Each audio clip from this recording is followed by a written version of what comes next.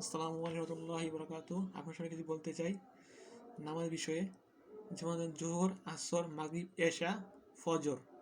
তো আমরা যে নামাজ পড়ছি, কেউ নামাজ জোহর নামাজ সুন্নতটা পড়ে চার রাকাত একসাথে পড়ে, তো সেটা কিন্তু সেটা কিন্তু এটা না। সুন্নত পড়তে হয় 4 রাকাত 2 রাকাত করে, 2 রাকাত করে পড়তে হয় 4 রাকাত। বুঝতে পারছেন? 2 রাকাত করে 4 রাকাত পড়তে হয়। তো প্রথমে 4 রাকাত সুন্নত পড়তে হবে, 2 রাকাত করে।